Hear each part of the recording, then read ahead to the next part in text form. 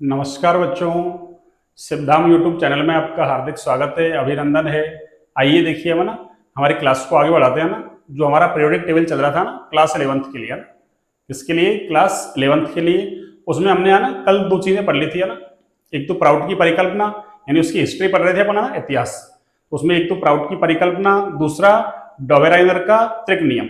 और उस डोबेराइनर के त्रिक नियम में अपन ने सबसे लास्ट में पढ़ा था ना क्या कि यदि एबीसी त्रिक के अंदर ए बी और बी सी के मध्य परमाणु क्रमांक का अंतर समान आता है तो वो डोबेराइनर का त्रिक है, और अगर अंतर समान नहीं आता है तो वो डोबेराइनर का त्रिक नहीं होगा।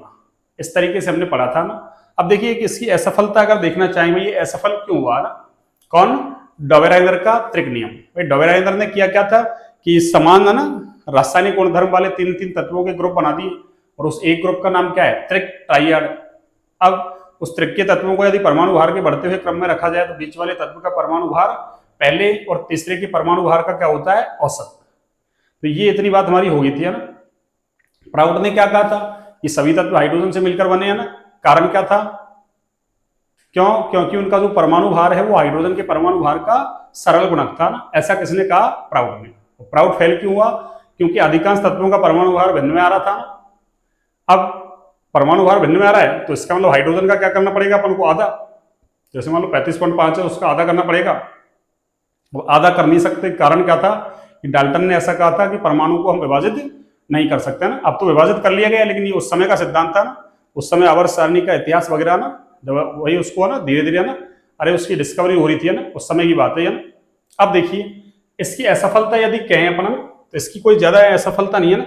एक असफलता देखिए क्या, ये वाली असफलता है इसकी है ना। क्या? देखिए असफलता किसकी? डॉबेराइनर की।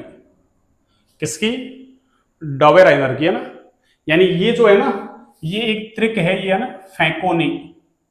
ये चलो इधर अगले पेन से लिखता हूं मैं ना। हाँ जी, देखिए यानी ये फैकोनी, फैकोनी ऐसे याद रख लो ना, फैकोनी। आयरन, कोबाल्ट, निकल। और इसके नीचे कौन आता है?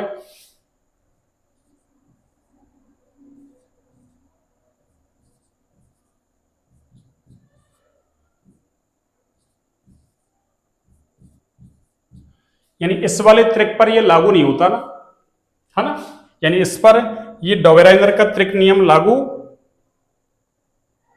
है ना भाई। शुरुआत में इस पर लागू नहीं हुआ ना। वैसे तो औरों पर भी लागू नहीं हो रहा, पर शुरुआत में ना अरे फेल हुआ था, असफलता ना, तो वो इसको ना यहां पे जाके फेल हुआ था या ना।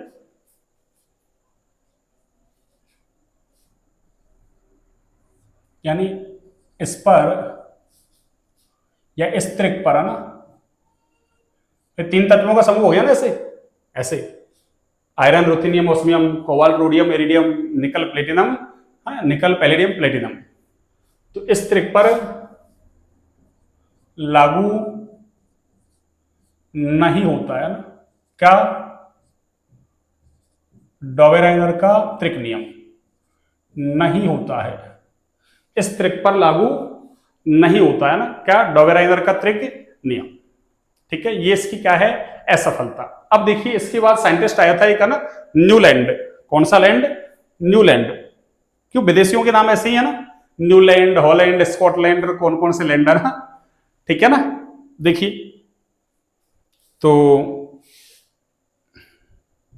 अगला नियम देखिए ना, तीसरा है न्यूलैंड का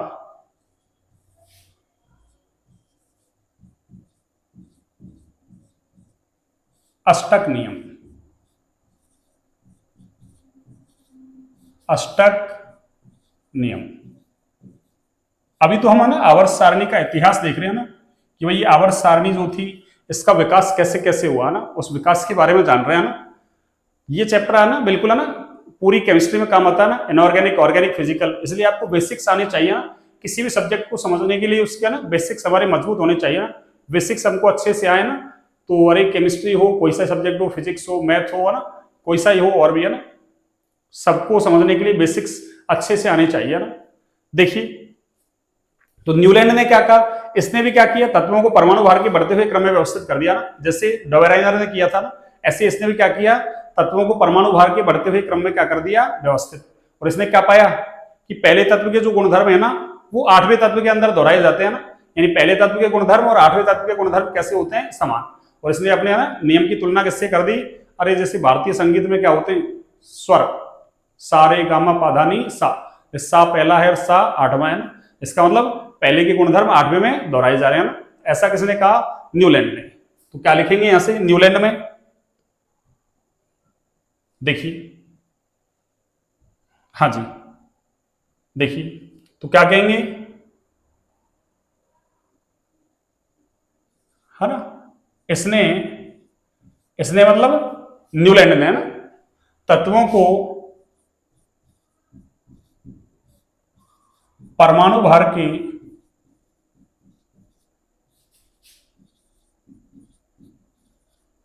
बढ़ते हुए क्रम में,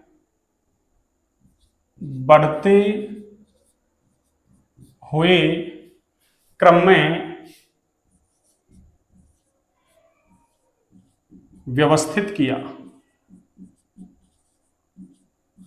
व्यवस्थित किया।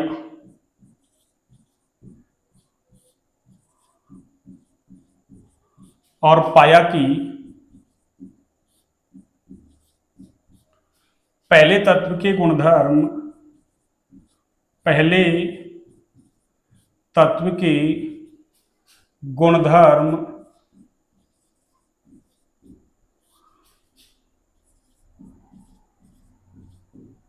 आठवें तत्व में, आठवें तत्व में दोहराए जाते हैं,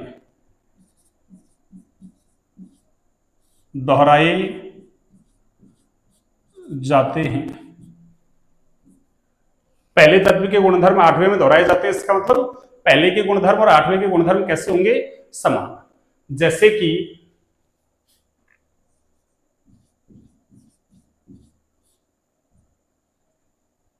जैसे भारतीय संगीत में, ये भारतीय संगीत क्या ऐसे लिख दूं, जैसे संगीत में स्वर है ना, उधर ही लिख देता हूं मैं ना, ये लीजिए, जैसे कि, जैसे, हाँ जी, जैसे संगीत में स्वर, और वो स्वर कौन कौन से होते हैं, देखिए, सारे, सा रे गा मा पा धा नी और ये सा, सारे गामा पाधा नी सा। देख ली, सा first second third fourth fifth six seventh और एट, यानी पहले तत्व के गुणधर्म आठवें में दोहराए जाते हैं ना, पहले तत्व के गुणधर्म किसमें, आठवें में दोहराए जाते हैं। अब इसने इसके आधार पर एक सीरीज बनाई थी ना, एक श्रेणी बनाई थी इसने, है ना, ठीक है, अभी भी है ना, जैसे डोवेराइनर ने तत्वों के वर्गीकरण का आधार किसको लिया था, परमाणु भार को, न्यूलैंड ने किसको ले रहा है, परमाणु भार को, मेंडलीव भी किसको लेगा, परमाणु भार को, इसलिए ये क्या हो रहे थे सारे असफल।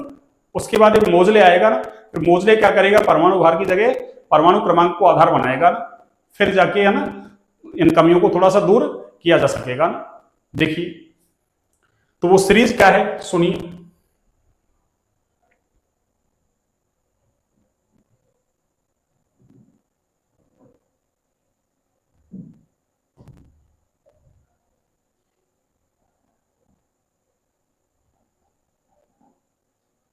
अच्छा कुछ ज्यादा ही छोटा हो गया।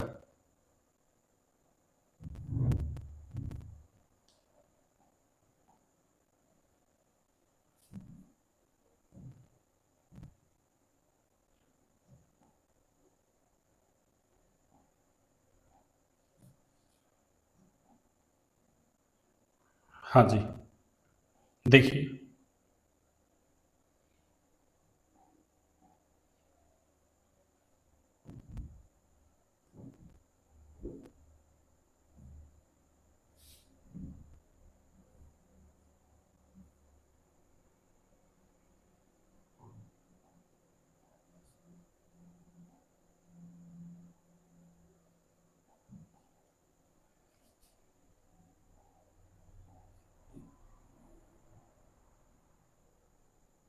देखिए सारे गामा पाधानी सा, और इसने क्या किया, एक सीरीज बनाई ऐसी है ना,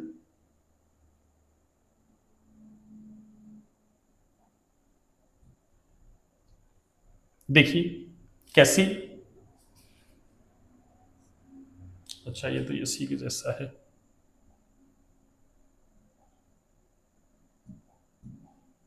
हाँ जी, देखिए हाइड्रोजन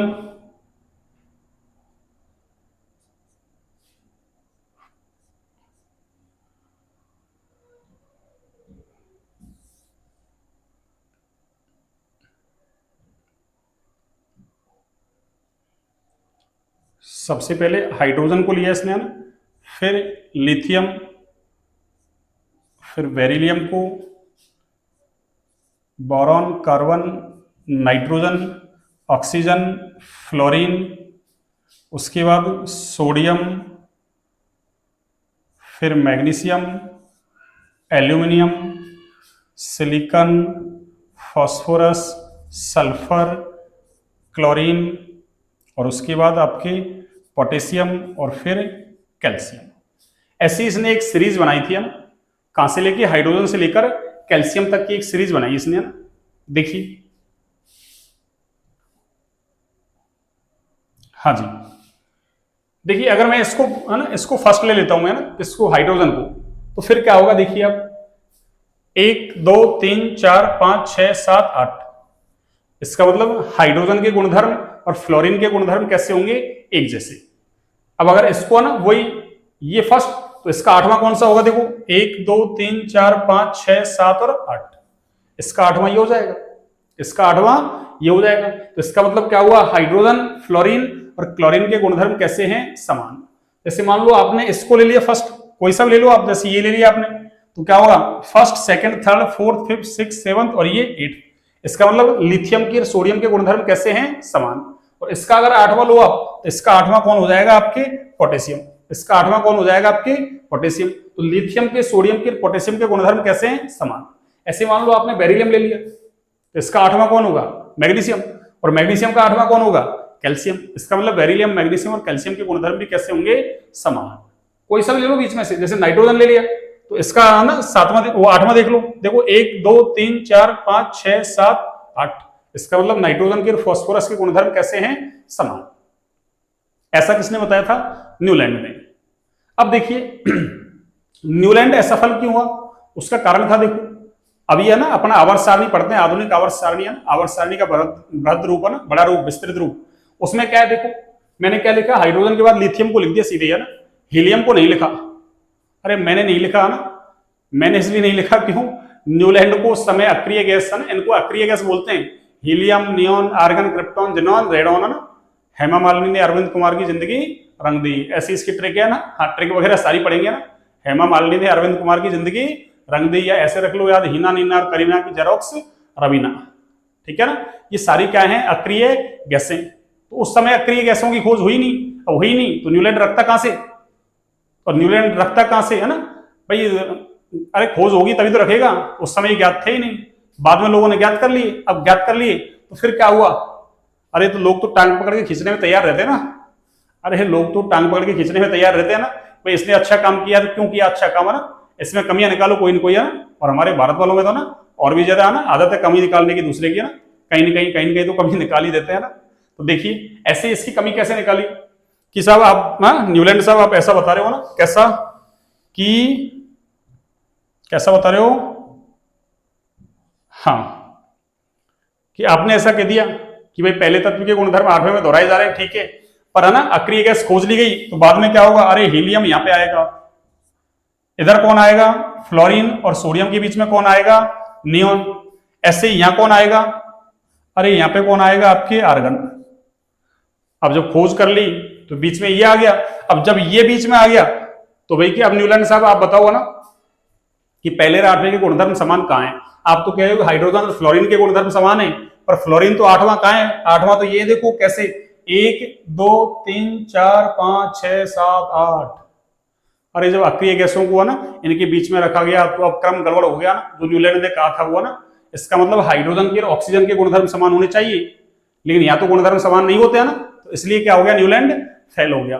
तो इसका ना असफलता क्या है, एक तो कि अक्रिय गैसों की खोज नहीं हुई, या ऐसे कह दो अक्रिय गैसों की खोज होने के कारण क्या हो गया ये, अरे असफल हो गया। अगर अक्रिय गैसों की खोज नहीं होती तो ये असफल नहीं होता ना। दूसरा, इसने ये सीरीज केवल कैल्शियम तक ही बनाई थी ना, आगे जो भारी तत्व थे, डी ब्लॉक के तत्व ना, उनमें ये नियम लागू नहीं होता।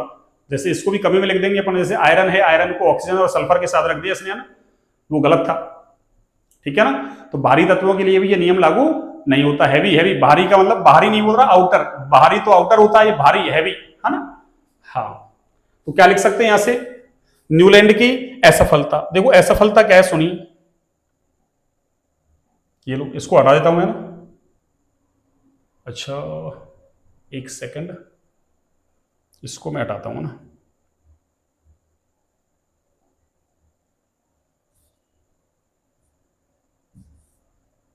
ये लो, और ये इधर से ये लीजिए। तो इसकी असफलता क्या है सुनिए। हाँ जी, अच्छा ये बहुत ऊपर पहुंच गया, ये तो कट ही रहा है। एक सेकंड, एक सेकंड, मैं इसको ना थोड़ा सा और नीचे करता हूँ ना।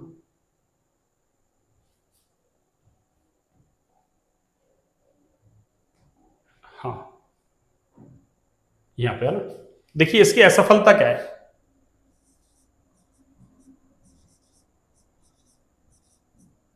असफलता देखिए, इसकी पहली असफलता तो क्या है, अक्रिय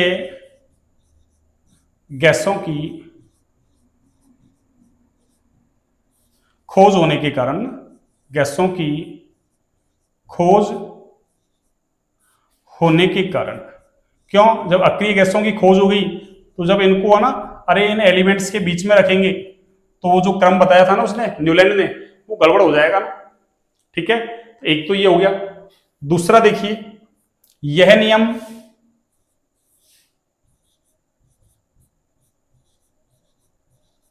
केवल कैल्शियम तक ही, कैल्शियम तक ही लागू होता है। कहां तक, कैल्शियम तक, ये लीजिए।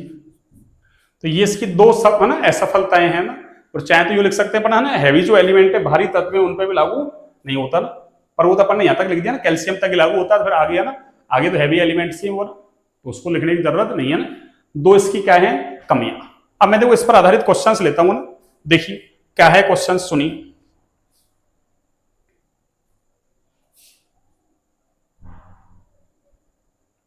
चलिए क्वेश्चंस लेने से पहले देखो एक है ना, मैं ये लिख देता हूं, देखो ना,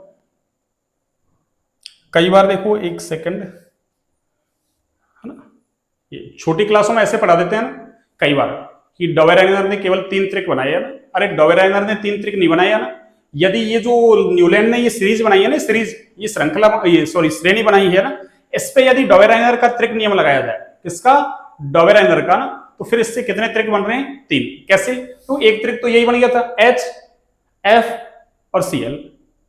दूसरा त्रिक कौन सा है, ये पहला तो इसका 8वां सोडियम, और इसका 8वां कौन था, पोटेशियम। तो 2 त्रिक बन गए ना।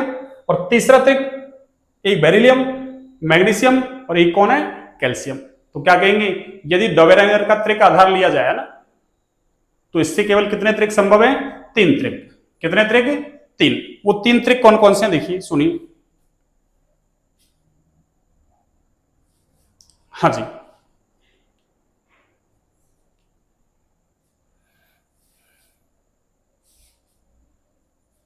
यानी यूं कह सकते हैं, ये लो मैं नोट डाल देता हूं ना।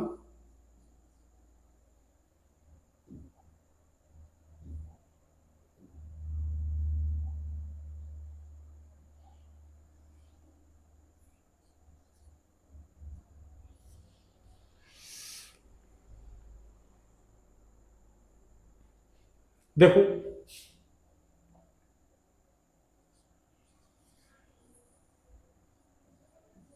न्यूलैंड का अष्टक नियम,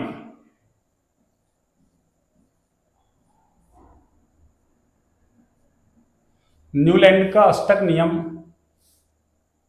केवल, देखिए कौन कौन, एक तो एच,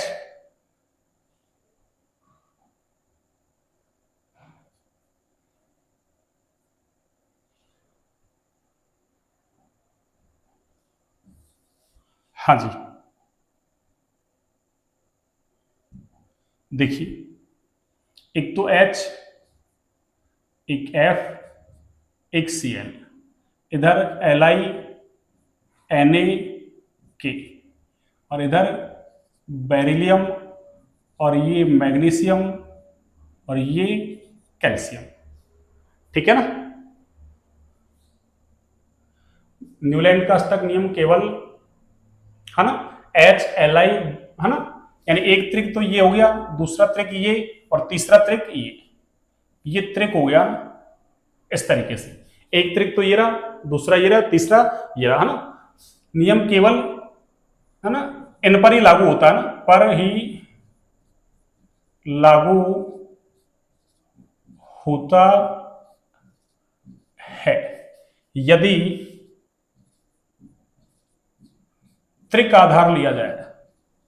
त्रिक का मतलब तीन तीन तत्वों का ग्रुप बनाते हैं, तीन तत्वों का एक ग्रुप ये रहा, दूसरा ये रहा, तीसरा ये रहा। तो न्यूलैंड का अष्टक नियम केवल अरे इन तीन त्रिकों पर ही क्या हो रहा है, लागू। क्यों? एच का आठवां कौन है, एफ, और उसका आठवां सी एल। ऐसे लिथियम का आठवां सोडियम, उसका आठवां पोटेशियम, बेरिलियम का आठवां मैग्नीशियम, उसका आठवां कैल्शियम। तो इस पर ही क्या हो रहा है, लागू। लागू होता है यदि त्रिक आधार लिया जाए तो, त्रिक आधार लिया जाए तो, ठीक है ना। यदि त्रिक आधार ले ना किसका, डोबेराइजर का, तो फिर न्यूलैंड का जो अष्टक नियम है इससे केवल कितने त्रिक संभव हैं, तीन। अब देखिए एक क्वेश्चन लिखता हूं मैं न्यूलैंड के नियम पर आधारित। कौन सा क्वेश्चन से, देखिए आप, हाँ जी, देखिए क्वेश्चंस क्या है। निम्न में से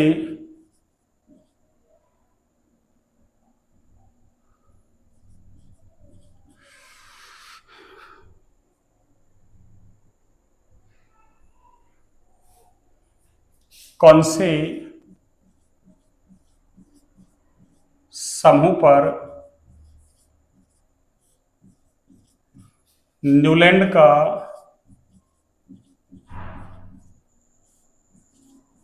अष्टक नियम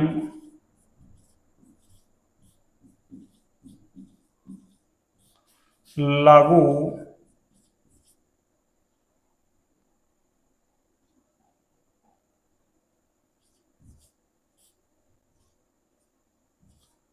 नहीं होता है, नहीं होता है। देखिए किस पर लागू नहीं हो रहा ना, पहला ऑप्शन है इसमें आपकी, एक तो मैंने लिख दिया ये, दूसरा ऑप्शन लिख दिया आपके, है ना, ये लीजिए, तीसरा ऑप्शन लिख दिया मैंने आपकी,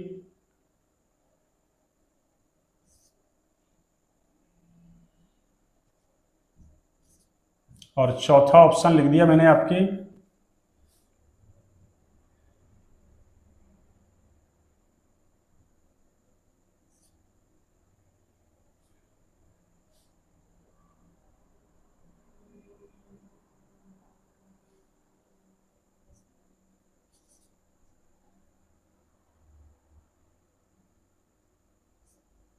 हाँ जी, ये लीजिए मैंने ये लिख दिया ना।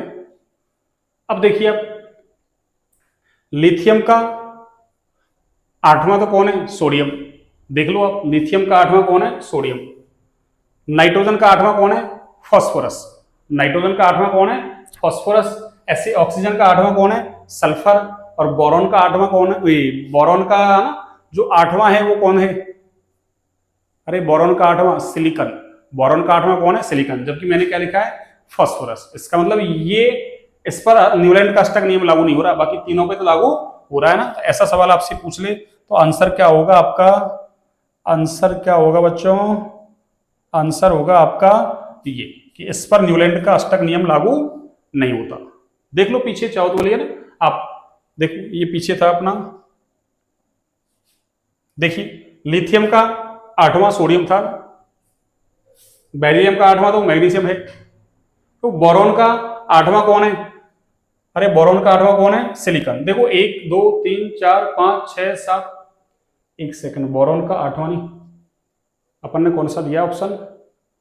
अच्छा बोरॉन दिया ना, हाँ बोरॉन के साथ है ना, हाँ बोरॉन का 8वां कौन है? 1 2 3 4 5 6 7 8, बोरॉन का 8वां कौन है? एल्यूमिनियम, जबकि अपन ने क्या लिखा है? फास्फोरस। तो ये क्या हो गया? गलत। बाकी बेरिलियम का तो मैग्नीशियम है ना, बेरिलियम का कौन है? मैग्नीशियम। तो बोरॉन का कौन होगा? एल्यूमिनियम। और एक कौन सा था? लिथियम का सोडियम। और एक कौन सा लिखा अपन ने? एक कौन सा लिखा है देखिए, ऑक्सीजन सल्फर। देख लो ऑक्सीजन सल्फर, तो ऑक्सीजन 1 2 3 4 5 6 7 8, ऑक्सीजन का 8वां तो कौन है? सल्फर। इसका मतलब तीनों पे लागू हो रहा है ना, इस बोरॉन वाले पे लागू नहीं हो रहा। बोरॉन का 8वां कौन है? एल्यूमिनियम, जबकि अपन ने क्या लिखा है ऑप्शन में? फास्फोरस, तो इस पे लागू नहीं हो रहा ना। तो इस तरीके के क्वेश्चंस बन सकते हैं आपके ना। अब देखिए आगे अगला,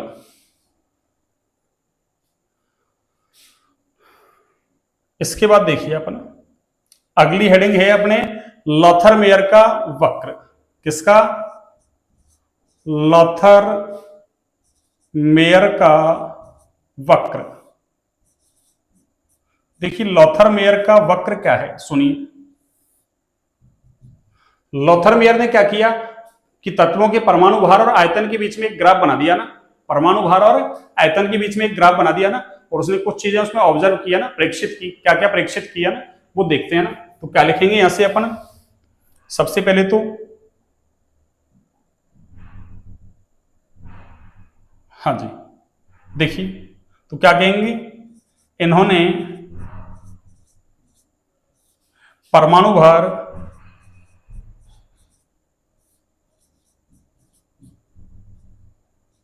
व आयतन के मध्य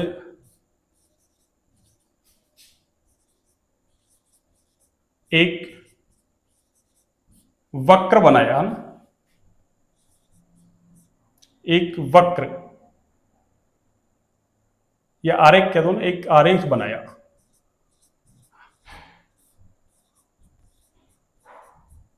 तथा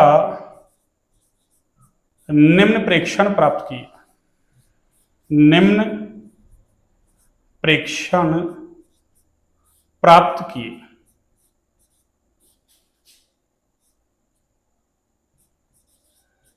देखिए क्या क्या प्रेक्षण प्राप्त किए थे ना। अब हम ना एक आरेख बनाते हैं ना, कौन सा? लॉथरमेयर वाला ना। देखिए लॉथरमेयर वाला है ना आरेख क्या है, सुनिए।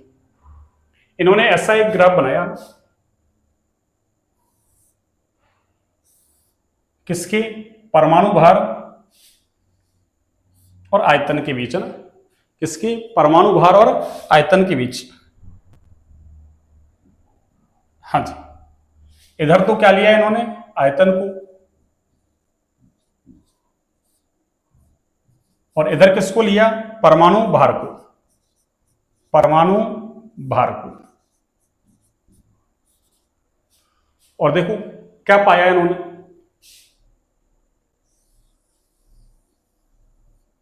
इस तरीके से ग्राफ आया ना, इस तरीके से क्या आया? ग्राफ। और देखो ग्राफ में क्या है, ये देखो ये ऊपर वाले इनको बोलते हैं अपन टॉप है ना, क्या बोलते हैं? टॉप, शीर्ष। और नीचे ये है, इनको क्या बोलते हैं अपन? बॉटम। क्या बोलते हैं? बॉटम। तो देखो इन्होंने क्या पाया, देखिए कि जो क्षार धातु होते हैं, क्षार धातु, एक सेकंड एक सेकंड, हाँ जी, देखिए जो क्षार धातु है ना, क्षार धातुओं का मतलब अभी अपन सीखेंगे सबका सब कुछ है ना, आवर्त सारणी बनाएंगे तब। क्षार धातु कौन है, क्षारीय मृदा धातु कौन है, संक्रमण तत्व कौन है ना, डी ब्लॉक वालों क्या कहते हैं, धातु कौन है, अधातु कौन है, उपधातु कौन है, सारी चीजों को सीखेंगे। और अभी तो इतना सा तो आप जानते हैं ना, ये lithium sodium potassium rubidium caesium francium ये है ना, यानी लीना की रब से फरियाद है ना, हाइड्रोजन नहीं है इसके अंदर है ना, क्यों? हाइड्रोजन का तो है आवर्त सारणी में स्थान अभी भी निश्चित नहीं है, इसलिए कौन से? लीना की रब से फरियाद, lithium sodium potassium rubidium caesium francium है ना, ये सारे क्या है आपके? अरे ये सारे क्या है? क्षार धातु है ना। क्या है ये? क्षार धातु। ऐसे है ना, बेटा मांगे कार स्कूटर बाबू राजी, beryllium magnesium calcium strontium barium radium, इनको बोलते हैं क्षारीय मृदा धातु। ऐसे FCl Br fluorine chlorine bromine iodine, इनको हम बोलते हैं हेलोजन। और जो डी ब्लॉक के एलिमेंट्स है ना, अरे डी ब्लॉक के तत्व हैं, उनको हम बोलते हैं संक्रमण तत्व। अब क्यों बोलते हैं, ये सारी चीजें आगे करेंगे बात है, ठीक है ना। तो अभी तो थोड़ा सा आपको ध्यान रखना है ना। देखिए, तो इसने क्या बताया लॉथर मेयर ने कि जो क्षार धातु होते हैं, क्षार धातु ये तो कहां आते हैं, ग्राफ के टॉप पे आते हैं ना। कहां आते हैं, ग्राफ के टॉप पर। और जो क्षारीय मृदा धातु है ना, वो कहां आते हैं,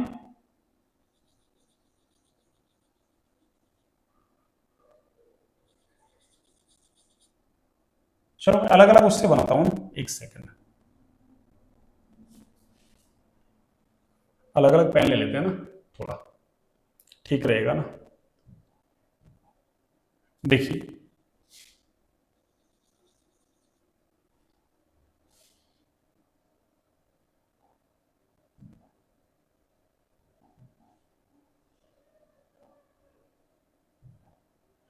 हाँ जी,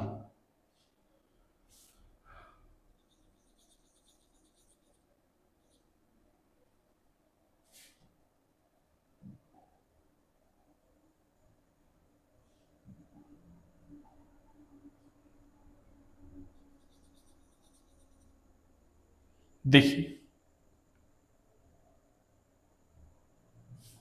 तो इन्होंने क्या बताया सुनिए, कि क्षार धातु जो है ना, क्षार धातु वो तो कहां आते हैं, इस ग्राफ के टॉप पर है ना। ये टॉप टॉप चल रहे हैं ना, अरे ऐसे ये टॉप है, लिथियम फिर सोडियम पोटेशियम आगे रुबिडियम सीजियम, इस तरीके से आएंगे ना। पर अपन ने एक ही उसके अंदर दिखा दिया ना कि भाई क्षार धातु कहां रहे हैं, टॉप पे। तो ये तो कौन है, क्षार धातु है ना। ये वाले कौन है भाई, क्षार धातु है ना। ये वाले कौन है बच्चों, क्षार धातु है ना। ये वाले कौन है, क्षार धातु है ना। यानी मैं यहां लिख देता हूं, ये तो क्या है,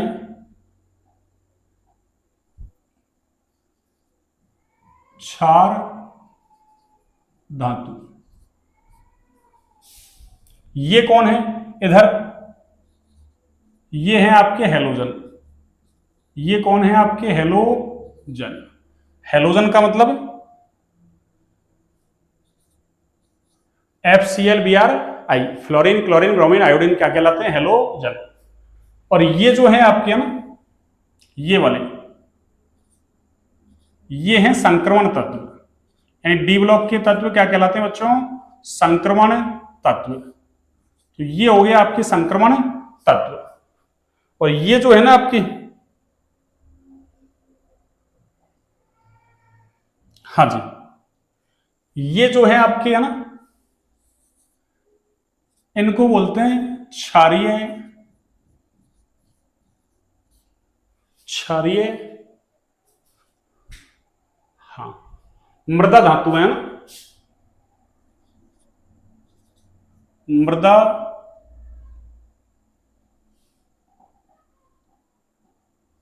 क्षारीय मृदा धातु है, क्षारीय मृदा धातु है ना। हाँ आ रहा है बिल्कुल है ना, क्षारीय मृदा धातु है। अब सुनो, इन्होंने क्या किया, परमाणु भार और आयतन के बीच में एक ग्राफ बनाया और क्या पाया कि जो ग्राफ के टॉप टॉप हैं इन सब पे तो क्या आते हैं, क्षार धातु। और जो बॉटम है ना, अरे आधार है ना, बॉटम का मतलब आधार तल। तो तल में कौन पाया जा रहा है, संक्रमण तत्व। और संक्रमण तत्व किसको कहते हैं अपन, डी ब्लॉक के तत्वों को संक्रमण तत्व कहते हैं ना। और हेलोजन जो है ना, देखो ग्राफ ऐसे चल रहा है, ये तो चल रहा है, और देखो इधर इधर उतर रहा है ग्राफ ऐसे ना। तो जो चढ़ाव है उस पर कौन आ रहा है, हेलोजन। और जो उतार है उस पर कौन आ रहा है, अरे उतार है उस पर कौन आ रहा है, क्षारीय मृदा धातु है ना। जैसे beryllium magnesium calcium strontium barium radium. तो अपन क्या क्या लिख सकते हैं यहां से, देखिए आप सबसे पहले क्षार धातु कहां आते हैं, वक्र के टॉप पे आते हैं ना। अरे क्षार धातु कहां आते हैं, जो ग्राफ है उसके टॉप पे है ना, शीर्ष पे आते हैं। उसका कारण क्या है, क्योंकि है ना अभी अपन आगे पढ़ेंगे ना, कैसे बाएं से दाएं जाएंगे, आवर्त ऊपर से नीचे जाएंगे तो वर्ग। तो इनका जो है ना क्षार धातु होते हैं, इनका आकार अपने अपने आवर्त में क्या होता है, सबसे ज्यादा। अब आवर्त में है ना आकार सबसे ज्यादा है, तो अपन को ये पता है कोई वस्तु जितना स्थान घेरती है वो उसका क्या है, आयतन। जब आकार ज्यादा तो स्थान ज्यादा घेरेगा, तो आयतन भी क्या होगा, ज्यादा। तो इसलिए कहां आते हैं ये, टॉप पे। कहां आते हैं, टॉप पे। तो क्या लिखेंगे अपन, पहला देखिए क्या लिखेंगे, सुनिए। प्रेक्षित किए ना कि क्षार धातुएं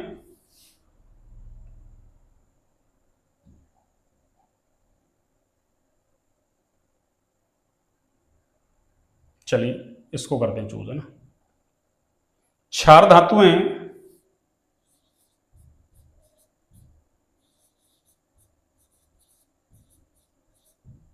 वक्र के शीर्ष पर स्थान ग्रहण करती हैं, क्योंकि इनका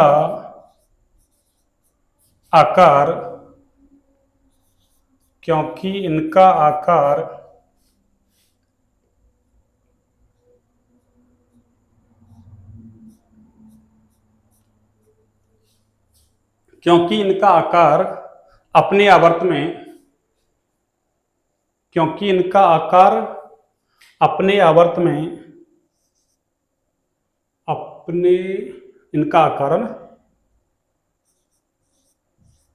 अपने आवर्त में सबसे अधिक होता है ना, सबसे अधिक होता है, सबसे अधिक होता है। इसलिए क्षार धातु कहां आते हैं, वक्र के टॉप पर आते हैं ना। अगला पॉइंट देखिए आप,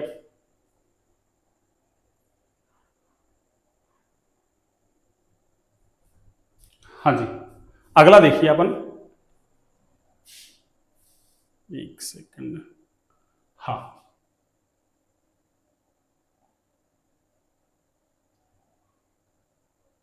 हाँ जी दूसरा देखिए आप पॉइंट, क्षार धातु तो वक्र के टॉप पर हो गया ना, क्षार धातु क्या हो गए, वक्र के टॉप पर है ना। और क्षारीय मृदा धातु कहां है, ढलान पर। तो क्या लिखेंगे अपन, क्षारीय मृदा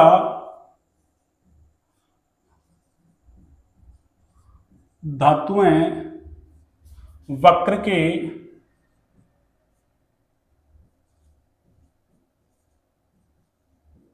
ढलान पर स्थान वक्र के ढलान पर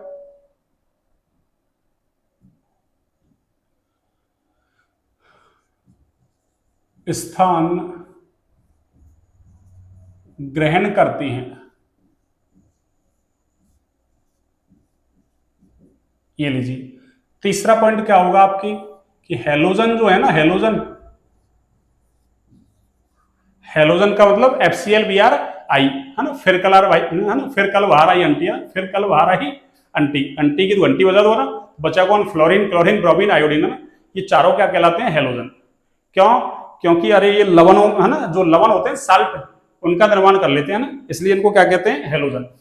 तो हैलोजन वक्र के चढ़ाव पर, तो ये तो ढलान था, उतर रहा है, ये चढ़ रहा है, तो चढ़ाव। तो हैलोजन वक्र के चढ़ाव पर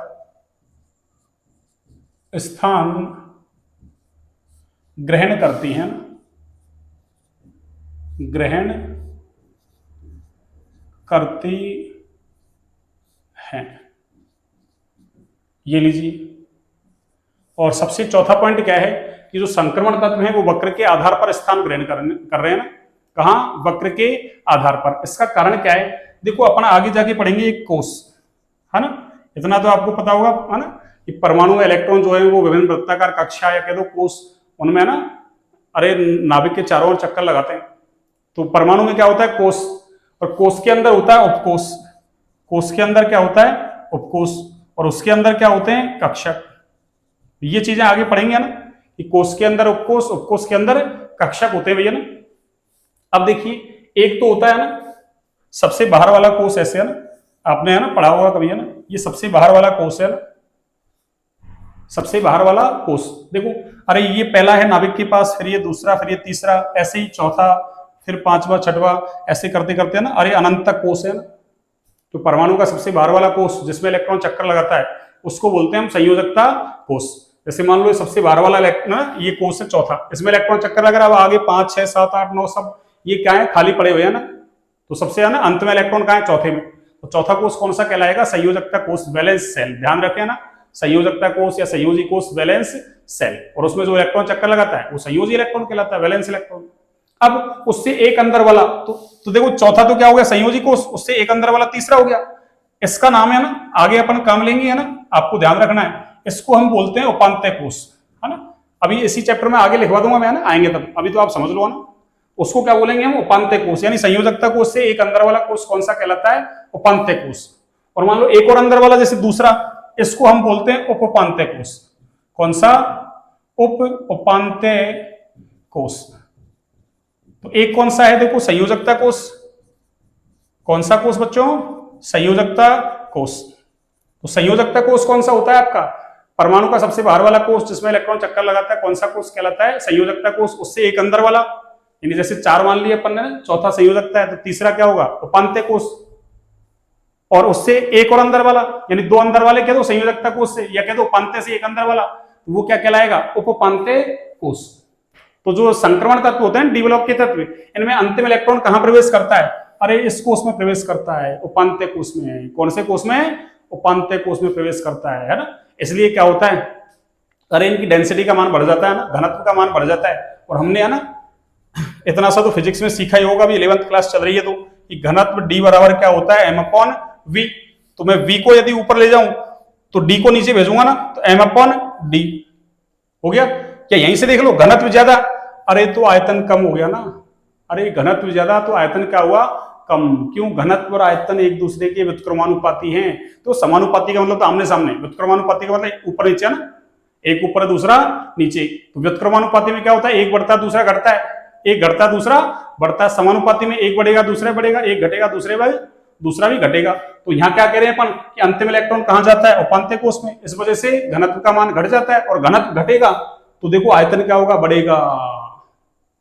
एक सेकंड, सॉरी, आयतन बढ़ नहीं रहा, आयतन तो सबसे कम है इसका ना, घट रहा है ना। इसका मतलब क्या है, अंतिम इलेक्ट्रॉन कहां जा रहा है इनमें, अरे उपांत्य कोष में जाता है भैया ना, जाता तो उपांत्य में है, लेकिन घनत्व बढ़ता नहीं है ना। घनत्व का मान क्या होता है, एक सेकंड, हाँ सही तो बोल रहे हैं अपन, एक सेकंड सॉरी ना, हाँ सही हो रहा है। घनत्व बढ़ेगा ना तो आयतन क्या होगा, घटेगा। अरे तो आयतन घट ही तो रहा है, दोबारा सुन लो।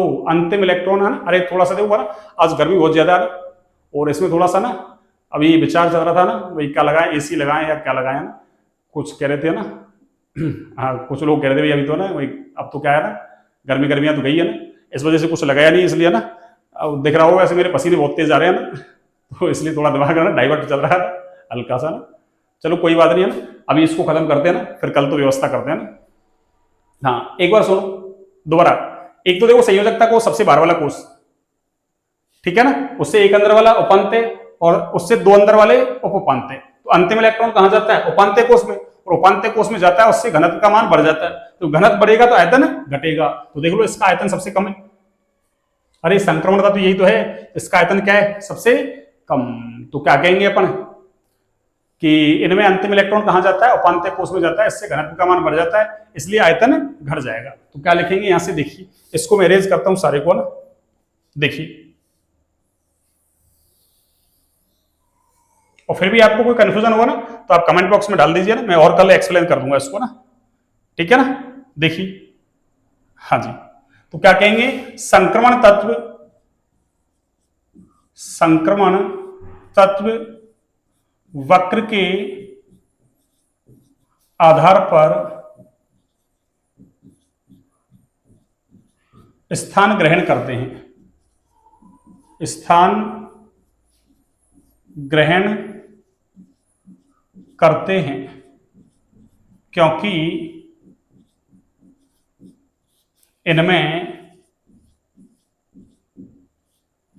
अंतिम इलेक्ट्रॉन उपांत्य कोश में, ये सारी चीजें लिखवाऊंगा मैं, उपांत्य कोश, संयोजकता कोश, सारी चीजें क्या होती है ना, अभी तो मैंने समझा दिया आपको ना। तो उपांत्य कोश में प्रवेश करता है जिससे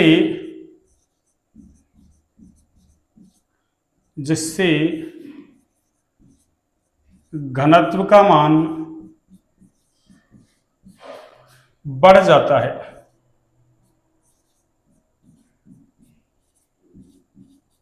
और